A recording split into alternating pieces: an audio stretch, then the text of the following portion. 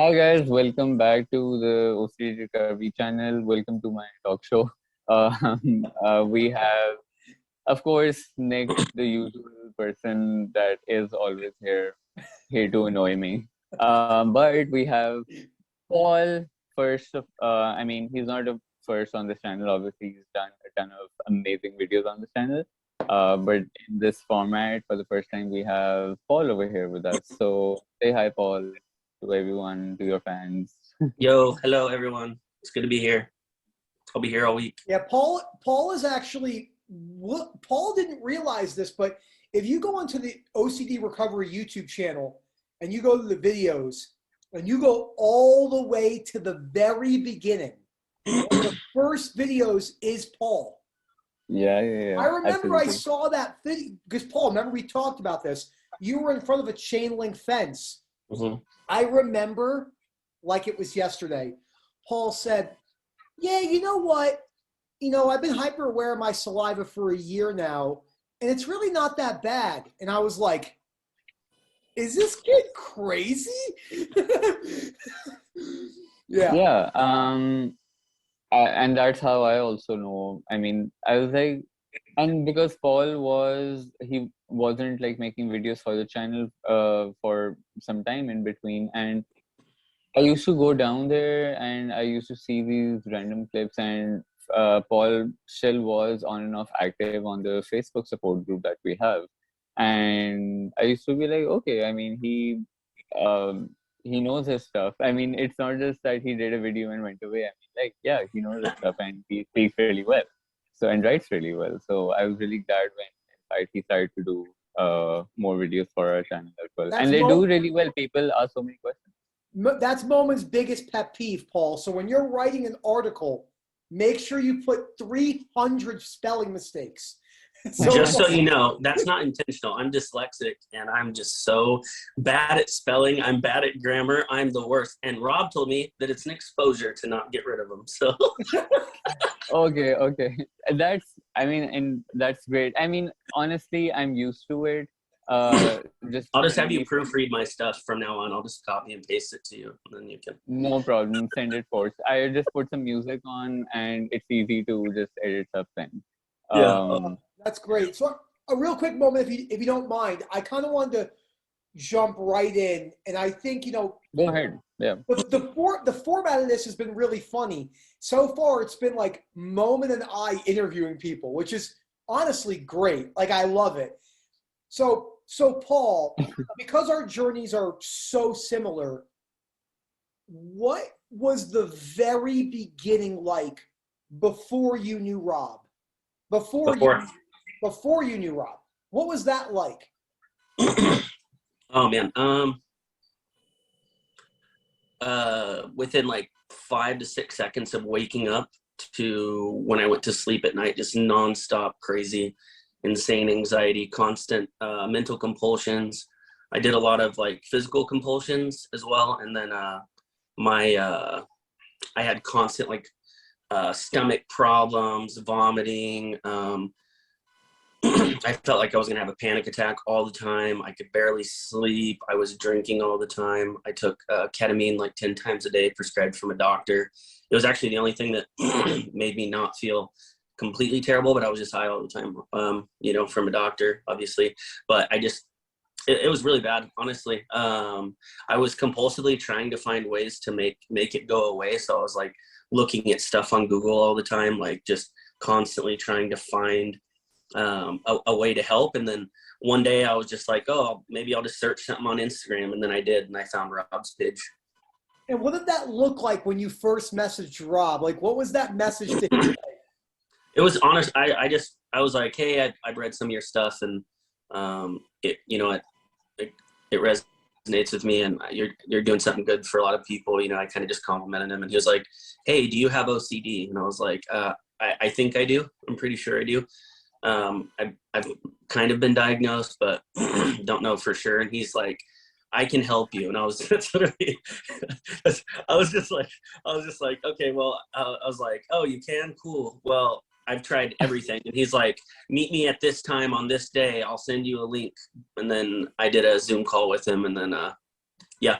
After doing one session with him, I went from like just nonstop crazy, could barely function, to within 30 days, I was exercising, running. I was still really chronically anxious, like crazy, but I went back to actually like functioning and like moving forward in life.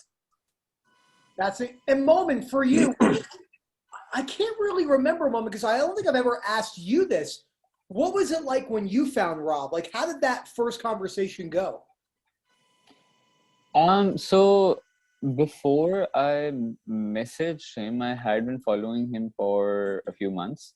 But I think one of the reasons I never messaged him is because I just never envisioned there would be any help possible um beyond just my immediate city. Like, you don't really think about going to someone for help on Skype. I mean, talking to someone, I mean, also because, I mean, so I have, and I'm trying to, and the reason I'm talking about this is because it just also demonstrates how mentally you limit the possibilities, even in your imagination, of what you can and cannot do in your mind. So, for example, growing up in Pakistan, services like Amazon, uh, PayPal, stuff like, there are a lot of things that are not available in our region. Like, you click on a video or you go to something and they're like, oh, we don't function in your region. So I've grown up with that. I mean, with that mentality, okay, that there are a lot of things in life that are not accessible to me. And so when I found Jobs page as well, that was my thinking. I mean, it's that accepted thing that, I mean, I can access information and videos which are amazing, and which honestly, even before messaging him, really helped. But I just never thought I could ask for help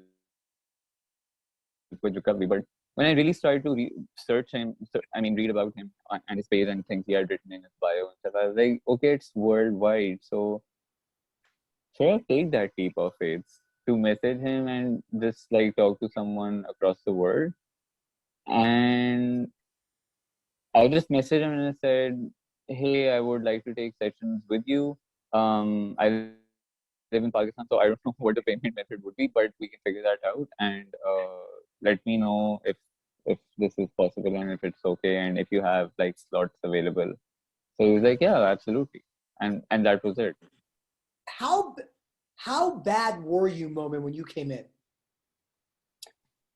I was, I mean, I was up to here with my own self. I was just done with my own self. I was like, what am I doing? Why am I doing this? And which is interesting because for I don't know how many years, 10, 15, 12 years, I was chronically suffering from OCD. I mean, sometimes it was better and sometimes it was really bad, but my threshold and my patience with myself and with OCD was so high that, I mean, I was doing compulsions and everything, but I was completely okay with it. In that, I mean, they exhausted me, and I wish I didn't. But I was okay in the sense that I had accepted in my brain that, okay, that this is what my life is now, and this is what my life looks like. So I'm doing that. But when I messaged Rob, that was, I think, the like 1 2 years where I had completely lost that patience with my own self. Because I was like, I mean, fine, I had accepted that this is how life is, which is great in a sense that you are not constantly in that battle to rid yourself of that. And that acceptance helped me long term, by the way, as well. However, at the same time, I was like, I don't know if I want this for my life, for the rest of my life, forever. Because I was stuck in compulsions. I could not do anything in my own house. I could not sit with my family in the lounge. I could not pick up like a book from the shelf. I could not go to the kitchen to get a glass of water because in my head I would be thinking that, oh my God, I would have to do like these 10 compulsions on the way to the kitchen because I want to avoid contamination. And so every single thing became such a big task, getting up from my bed to switch on the lights or switch them off was a task for me, because I was stuck in mental compulsions. I was stuck in physical anxiety and physical fatigue. Um, I'd be like, oh my God, I have to get up and turn on the fan. Like, who wants to do that when you are Oh, chronically crap. suffering? And so I would be like, okay, fine, I'll do it. And I would put off even the littlest tasks to do that. And because switching on the fan meant I had to get a tissue and do that, because I couldn't touch the switchboard. So everything had to be done with like a piece of tissue This is or like something. this is so what's crazy about my OCD story. Like, I grew up like fairly normal. Like, I had body dysmorphia, but it wasn't like hindering my life severely. I Mm, was like, oh, okay, I have like weird quirks. But I never was like, I never was like what you and Jade went through, right? Where and Paul too, were like, you guys are like, oh, I suffered for years and years. And it was so odd because, when I had like the latching moment, I remember like Rob had asked me, Rob was like, do you have POCD? Do you have harm OCD? I'm like, no. I was like, I just have tinnitus and I just cannot stop thinking about my saliva. And he's like, well, like, how bad is it? And that's when I said to him, Moment, I was like, I don't want to be here anymore. And he's like, okay, like, you need to come in for sessions like right now. So, I don't know how you two were. Paul, I think you and I were very similar on this. And this is what I'm going to premise you on. Like, when Rob gave me, well, I do enough one-to-ones now, so let's be real. We all do this. Like, when I met Rob, he's like, okay, this is what you got to do. I don't think I started listening to him for like 8 months. Like, I was like, okay, like, yeah, this is what I got to do. And that. So, like, Paul, from the moment you met Rob, when was it timeline that because this is good for sufferers to hear, because I think people who are really stuck see this video and they go like this: Momin, Nick, and Paul met Rob, and it was just like butterflies. It was just like this. mm, So, Yeah. Paul, how long do you think it was until you really started to dedicate yourself to recovery from when you met Rob? Probably a year. And Probably what a year. happened in that year? What was it for you? Like, what were you doing in that time frame? So the first year, Rob was like, "Hey, you shouldn't drink." Not that like now I could probably have a drink or something. It's not that big of a deal, but back then I was just doing it really compulsively, and I didn't listen. I would say that was probably one of the biggest things that hindered me. He also told me to, that medication you're on. He didn't like give me medicine advice, but he's like, you should, when you feel those feelings be uncomfortable, you don't have to take those meds. I like the ketamine. And so I didn't really listen for a few months.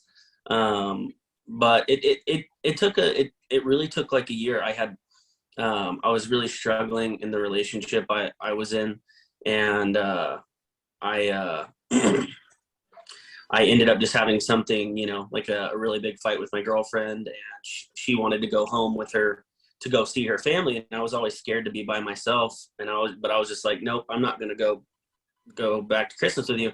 So I was home alone for 2 weeks by myself. At the first time I had really been alone for a really, really long time. And it was really scary and really uncomfortable because I was just stuck with myself. And I picked up the book, The Myth of Self-Esteem, and I read chapter 4, and something just clicked. I was reading and it said, that there will always be hard times in life. And then it talked about like measuring a person and how a person cannot be measured. And, I always thought that there was something wrong with me, or that I was broken, or that I was a bad person. And, like God or someone or whoever was punishing me because of, the way that I was. And when I read that, it clicked. And then I just all of a sudden just started having a lot of improvements, because it's just when I first figured out what acceptance really was, honestly. It just really it was like I read that chapter, and then within like 2-3 days, it was just like I just had like it just went down a notch. You know what I mean? That person, yeah. I don't know if either of you two have heard this story, but it's in every blog. I don't talk about this too much, I think I've maybe only spoken about it a couple times. I had graduated grad school, and were moving out of my apartment. And Erica had already gone down to the other side of the state, which was like 3 hours by car. So she wasn't that close. And I remember I was supposed to meet her down there that night. And I was so stuck, Paul. I mean, you know what it's like. It's just like your life is like what I tell people. Momin, you know exactly what we mean. It's like, it's you. Then there's a glass, and that glass is your symptoms, and then it's the rest of the world. So it's like your symptoms and then the world. So Erica was like, okay, what time are you going to be here? And I said, I'm actually staying in the apartment one more night. She said, the apartment's empty. There's no furniture at all. I said, yeah, but my video games are there. And I was sitting, I swear, I was sitting on the ground with one light on, sitting Indian style on the floor, playing video games. And Erica wrote about this. I remember I thought, oh my gosh, I'm a mess. Like, I'm not going down and being with my fiance. I stayed to do this compulsion because I was so afraid of being alone. When I had to drive from Florida to Colorado 3 weeks later, that was 30 hours in a car by myself. I think I had a panic attack the entire 30 hours. Like, I think I was like, and I think I drank an energy drink every 2 hours. You know what that's like, Paul? Like, you're trying to substitute one sensation with another.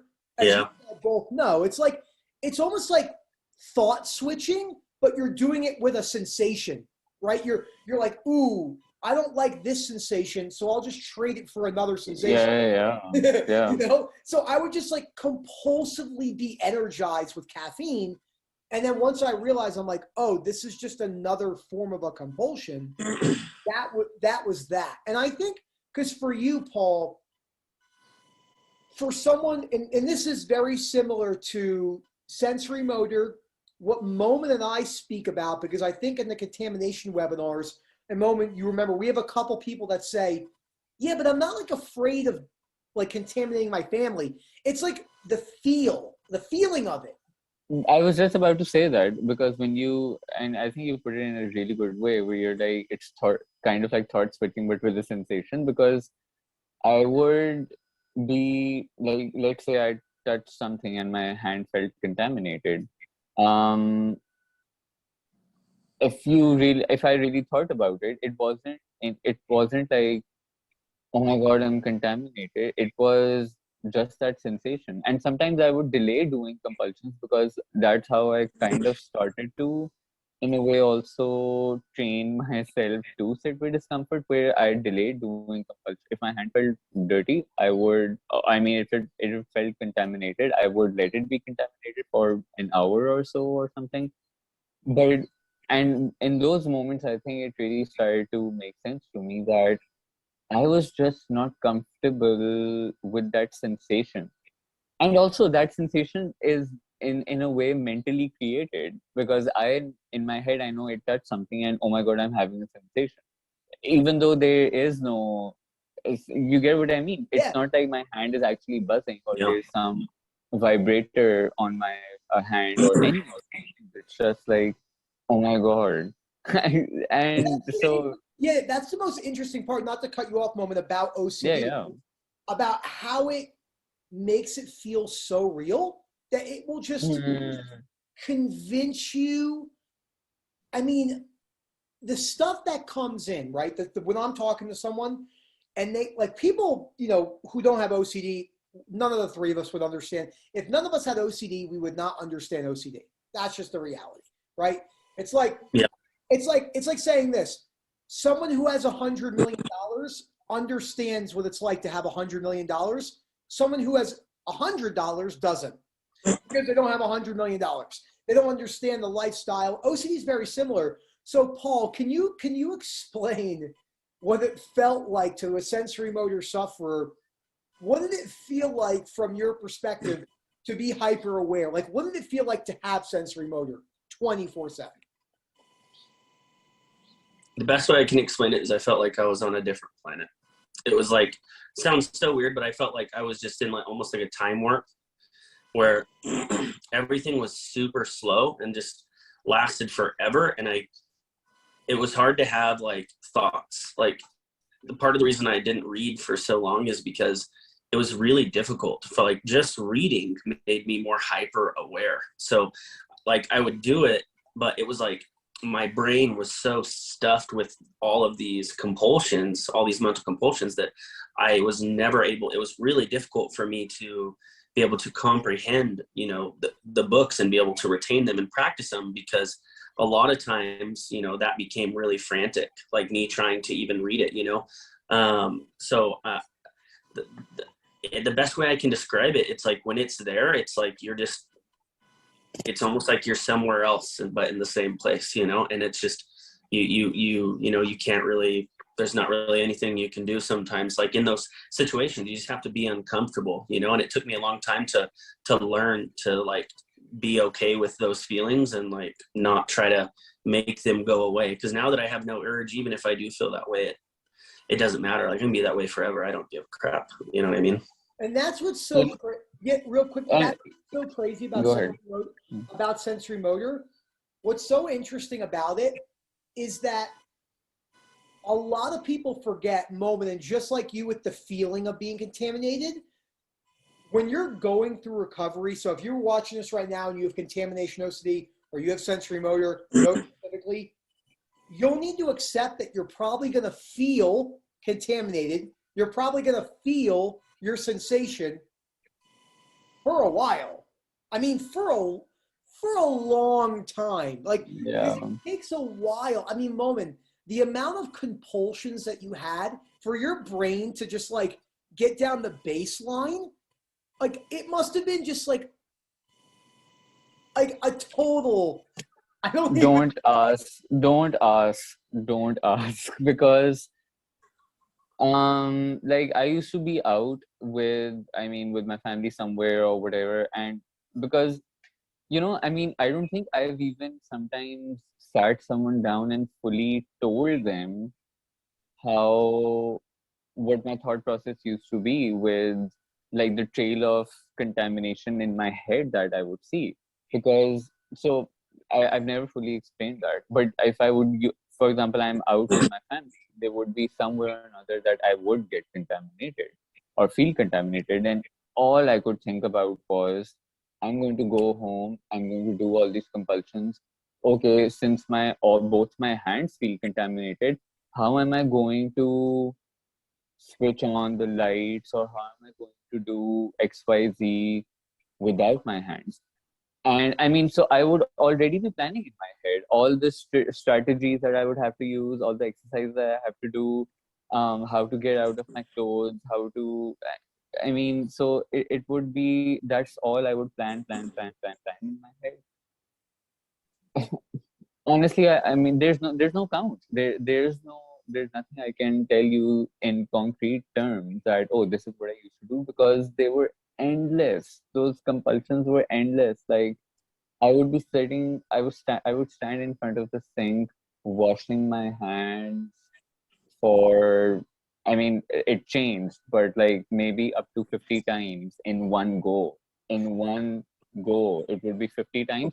And sometimes that would also be more, because it would be like, but did I wash it? Like, sometimes I would lose count of how many times because I had to do it a certain number of times to feel okay.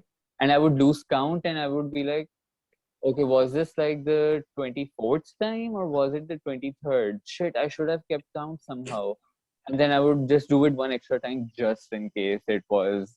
Oh, man. And this is what's so interesting about OCD, right? You work with people, again, as you and I, there's no boundaries.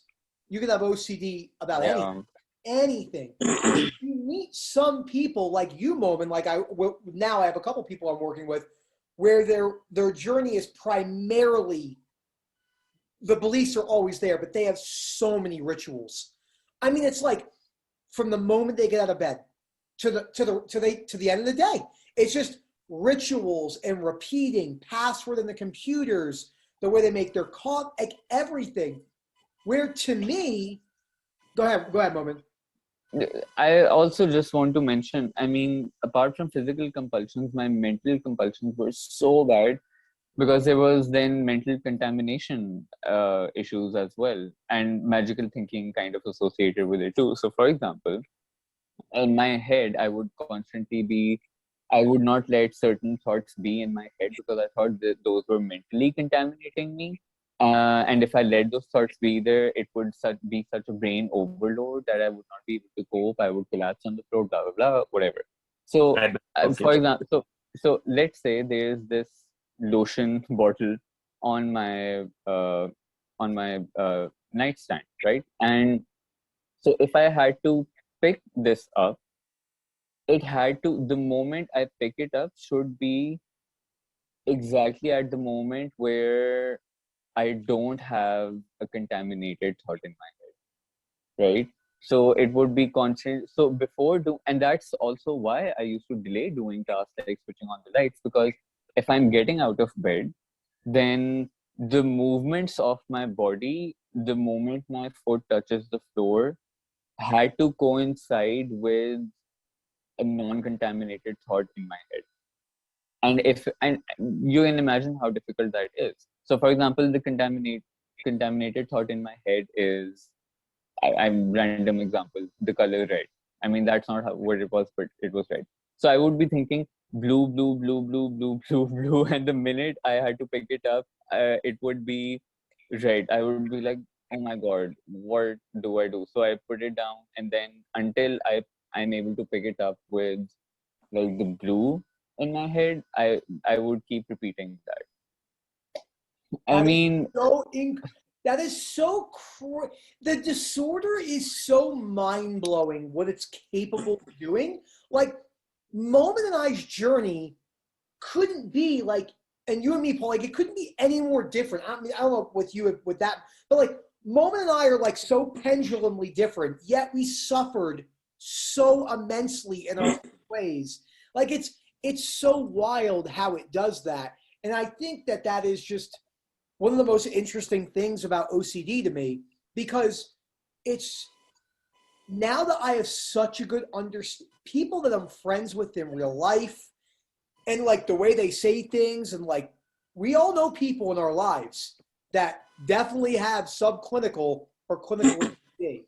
So Paul, can you give us a background? The one thing I always say, unconditional self-life and other acceptance are obviously the principles that we adapt, but obviously we adapt them through different perspectives and life experiences. How important, or do you think it's possible to recover from sensory motor without acceptance? No, it's definitely not possible to recover from sin. I mean, I at least I don't think so. I mean,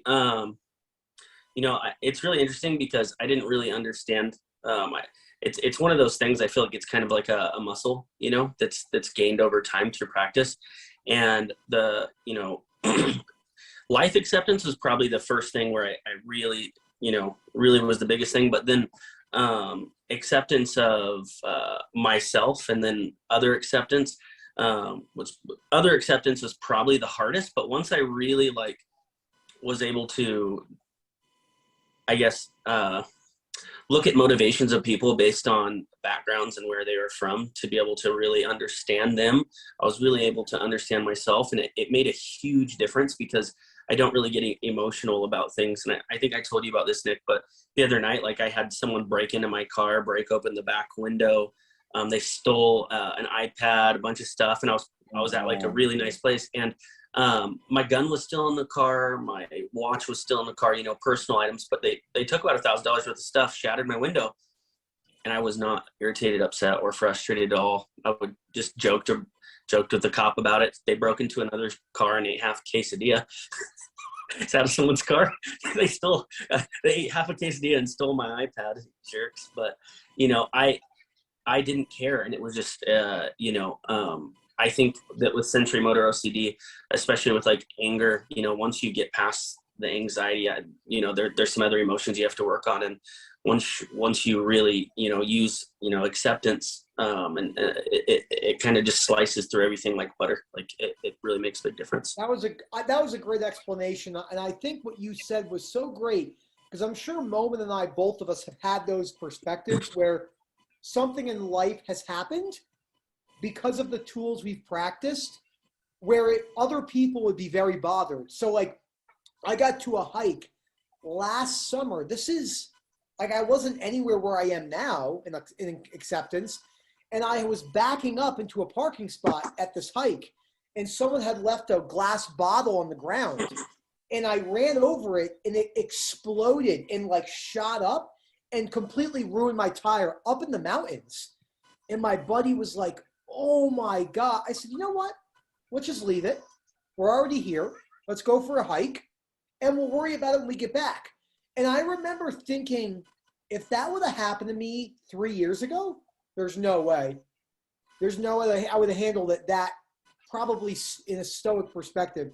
So Paul, and what would you say if you had to give, Momin and I ask every single person this, because it's important, I think, to hear it from other people and their perspectives. What would you say if you could, not a blueprint, but if you could lay out quickly what people need to do to get better, what would that be? It's echoing. I'm not really sure why it's echoing, but so the first thing I would say is educate yourself. You need to read the books on the reading list, not like really fast necessarily, but I think it's important that you educate yourself. The second thing is learning how to be uncomfortable is really, really important. And when you work on recovery, you need to have the mindset that you're not going to make it go away, that you don't have to have it go away. It would obviously be like a preference and it would be preferable, but you have to make it a thing where it's not a need. It's more like a preference.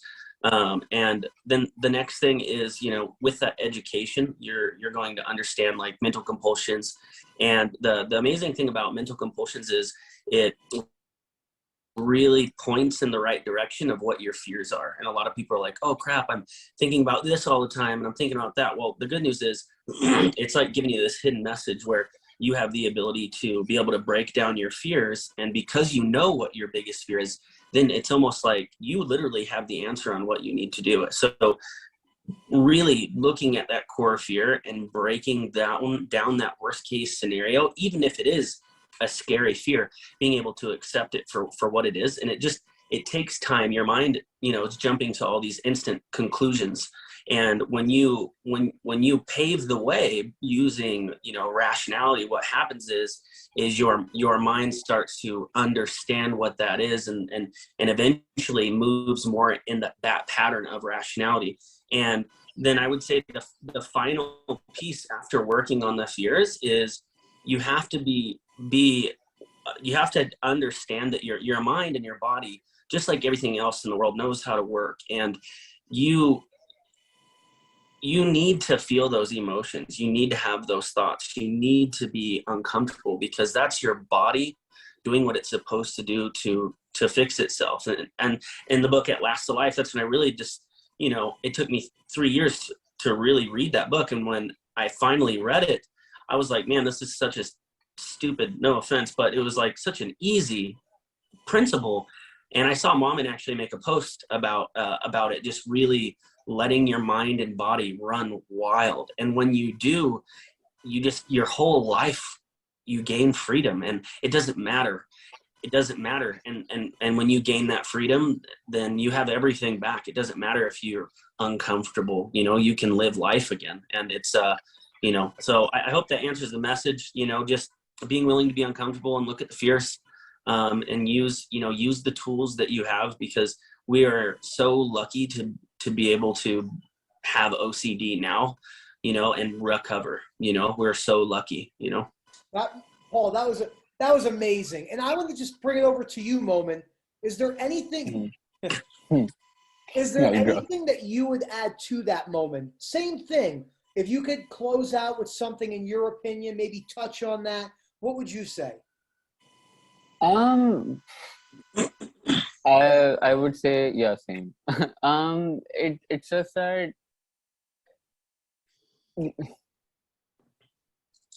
with acceptance, the thing is that um, the reason that it feels difficult to have in your life is because it's not something you can physically manipulate. It's not something you can touch. It's not something you can hold in your hand. It's just an internal feeling. It's an internal way of thinking and believing. Um, like even before I met Rob, um, I had ex- I genuinely had acceptance of the fact that I might be suffering from OCD for the rest of my life, which was to me a sad thought. But and I genuinely cried the first time that notion hit me. But after that, I thought, you know what? Because it's also about in your even in your imagination, you really limit the boundaries of even the things you can imagine in your life. That anything outside of that imagination gives us like really bad panic vibes and like just really bad anxiety. So for me, it was kind of like expanding the boundaries of my imagination to think like, to have a glimpse of my future that maybe when I'm 40 years old, I might still be suffering from OCD. And again, that's a very sad thought, but I just tried to look at it in a very logical way. And I thought, you know what, I've been able to get by in my life with this chronic format. So far, I've still been able to do a lot of good things. I still have amazing friends. And my life is has so much good in there still. By hook or by crook, I will be able to make it. I'll make it somehow, even with chronic suffering. Even if I don't find any relief or solution, I'll find it. And that's when I started eventually, like 3, 4, 5 years later, when I eventually went to Frog, and actively started to work on recovery. That initial acceptance of long-term suffering just took me such a long way, because I was working on recovery not with the mindset that, okay, how do I get rid of this right now and just be free from it for the rest of my life. In my head, I was prepared for, the possibility that this recovery work doesn't get me the results that I want, but I'm still going to give it my best shot and see where it takes me. And so, yeah, I think acceptance really is just a way of viewing things differently. And for that to happen is for us to have an open mind. And what we've talked about earlier in this video, it's also to like say your fears out, think your fears out, because sometimes we don't even do that. We don't even think about our fears. We don't even like spell it out. But we have to, and like Paul also said, we have like through our intrusive thoughts, through our fears, through our compulsions, we have that information of what we're afraid of. It's just a matter of going towards it. And I mean, obviously, easier said than done, but we have that information there with us. And that is a great starting point. And until and unless we don't go towards them, we won't be able to shift the way we think. We won't be able to believe in other perspective. So, this is what I'll say over here, and that's where I'll end my long speech to the nation. Is that uh, um, I think one part, yes, is the thinking part, which obviously where you do have to kind of rewire the way you think about things. Um, and I mean, be able to. I think you have to start from the phrase that, you know what, I might be wrong about this. There's a possibility that I might be wrong about the way I think about this. So, let's look at let's consider some other perspectives. I don't have to immediately believe them or agree with them or anything, but at least let's consider it. That's a way to just start being flexible. And then the second part is behaving differently as well. Because until and we can think all the different things in our life and try to shift our perspective and just be like, why can I not feel less anxious anymore? Because I'm trying to think differently. I'm trying to accept. It's also through our actions as well that we have to do that. Like if someone is afraid of being embarrassed in public, a great idea would be to wear clothes that you wouldn't want to wear, clothes that you think would make you look like a show off or something like that. I mean, whatever the possibility might be, but I mean, you have to put that into practice through action as well, because that's how the brain learns, through experience. It's like, okay, I mean, I don't like this part. You know what? I'm also rewiring my brain through experience, not just thinking about it. Norman, that was amazing. I appreciate both of you. I'm gonna leave it at that because I think the both of you, and I've made 250 YouTube videos in the last year, so I think everyone knows exactly what I think. So I think literally, I made in the last 3 months, I made literally like 600 TikToks. Oh God. Because we don't use all of them. I'll send some to Rob, and Rob will just go, nah. I'm like, okay. So, all right. Thanks, Rob.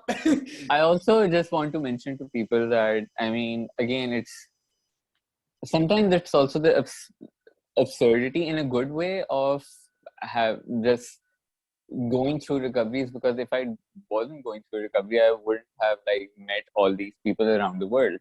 And I was telling a friend the other day, I said, what's interesting is that now if I think about, I want to visit that country, almost, and there are so many countries where I already know someone and who I think I can meet because I know them from the recovery group.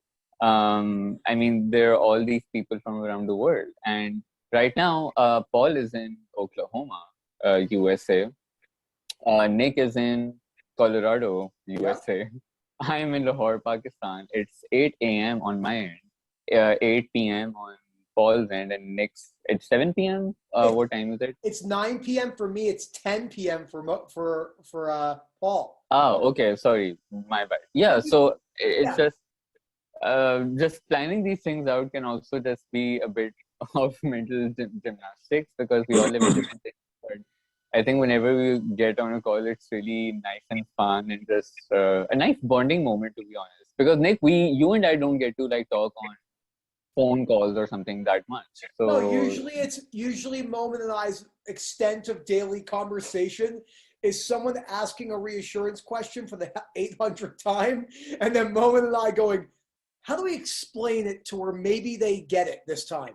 Like, and that's, yeah, I mean, it's sometimes us discussing like, listen, like, how is there a different approach we can use over here? That is there a different way to explain that? It's either just serious questions about our like daily work, or it's just sending each other memes. That's it. That's the entirety of our conversation. And I've learned so much from Momin in that regard. And this is the last thing I want to say is what we can really all learn from each other, because we have different backgrounds, different cultures. And in the very beginning of my journey, Momin, you would private message me and be like, it's not about what you're saying. You would be like, it's the way you're saying it. He's like, no one's going to actually listen to you. He's like, the information you're saying about reassurance is correct. But I would just be like, that's reassurance. Or like, I would be very blunt about it. And then what happens is when someone's suffering, they look at that and they're like, they just get angry because it's understandable. But guys, thank you so much, both of you. This was great. One last closing thing, as we always say, we have a bunch of webinars coming up. We have good. That way you guys did it together. So you both did it and it was great. If you ever want to come to webinars, you just got to email phil@ocdrecovery.com. So that's phil@ocdrecovery.com. We have an acceptance one tomorrow, which is sold out, which will come up on the 19th. We have POCD, Harm OCD, Sensory Motor. So give us a ring if you're interested in that. And the community is a lot of fun. I'm very thankful to have met both of you. I've met Paul in real life. If Momin comes to visit, I'm not letting him leave. Yeah. And Also, if you guys do have any topics you want us to discuss in this like collective format, please like you can leave that in the comments as well. We would love to, you know, bring those topics up as well and talk about our experience collectively. Yeah, love it. Paul, thank you for joining us. That was great. All right, guys. Good night, and I'm going to have my morning coffee now. Later.